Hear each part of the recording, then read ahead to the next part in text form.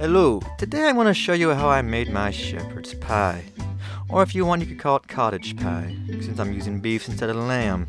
Now what I'm doing here is just slicing potatoes on my mandolin into little discs. Now I do not peel my potatoes, I like to leave it on, because there's a lot of vitamins and nutrients in the skin. I want to show you how I'm going to handle them in a little bit.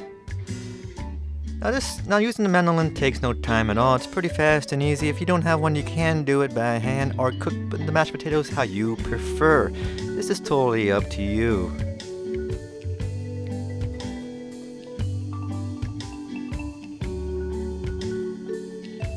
Now once everything's all cut, I like to take the little disc and score them around the edges, just to make sure this when I do mashed potatoes, the skins aren't that big. That way they're little bite-sized pieces instead of long little strings. Now this does take a bit of time, but it's fine. It's worth it, in my opinion. Now also while you're doing this, you want to get your water ready. It's on the boil, because you want to boil the potatoes, of course. Now of course, since these things are little disc shapes, they won't take as long to cook. So you do gotta watch them a bit more. Or you could even steam them if you want. It's totally up to you. Like I said, how you prefer to make your mashed potatoes is totally up to you.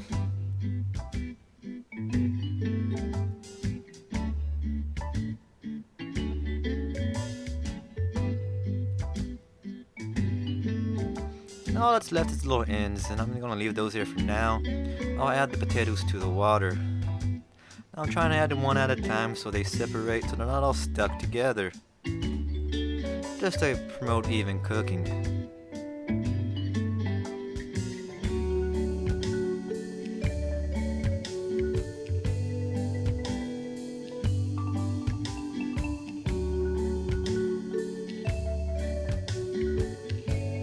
Now what I'm doing over in the background is taking the little ends of the potatoes and dicing them up nice and small, and I'm going to add them to water later because I do not want to throw them away, because I do not like wasting food, and these are still pretty good to eat.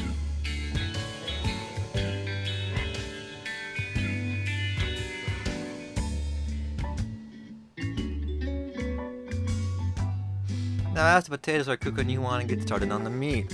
Now I'm just browning some ground beef. I'm not going to add too lot of seasoning or spices, but you can if you want. You can saute some onions first or some garlic, but I did not do that because I'm just trying to make this simple and easy on a budget. And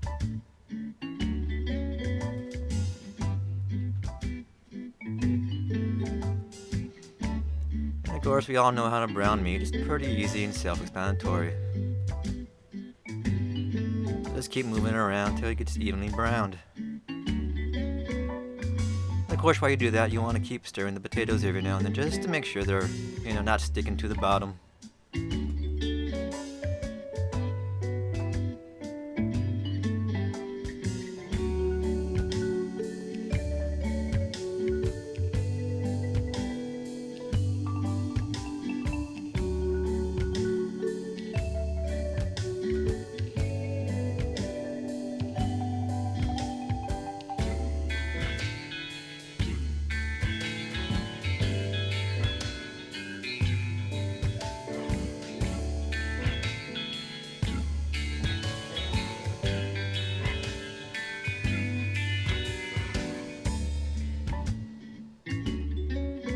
Now this is how I drain my meat. I just put it in a colander on top of a bowl, just so I don't lose any of the meat. I don't want to waste any of it. Then I put it back on the stove, add the Worcestershire sauce.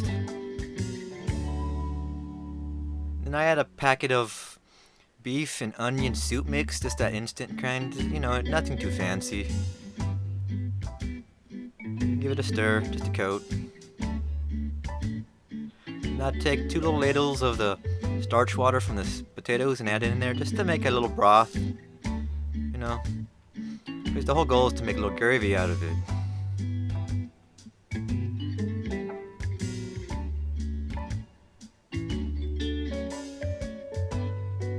Now the potatoes they're about done. They should be getting there anyway. So just keep stirring the meat until all the flavors are, well mixed.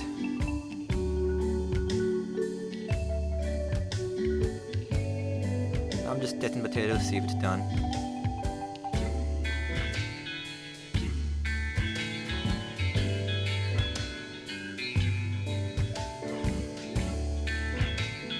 Now I did forget to hit record when I added the peas and carrots to the meat. That's my fault, sorry about that. But all I'm using is frozen peas and carrots. Now you don't really have to worry about cooking them because they're already cooked for the most part. They are part cooked before they're frozen. So you just want to defrost them. Now I'm going to start making the mashed potatoes. After you drain them from the water. Now I'm just adding a half a cup of sour cream. Giving it a little stir. And mashing with the potatoes masher. And of course as you smash them you want to add just a bit of milk. Not a whole lot. You don't want your potatoes to be watery. Now as you notice I did leave the skins on there and you're going to see that in potatoes. Which is fine. I like it that way. If you don't like it that way, that's fine too. You can make them however you like. Now I'm just adding the meat mixture to a little round dish. You could use any size you want. It's up to you. Any kind of dish you want. It's up to you.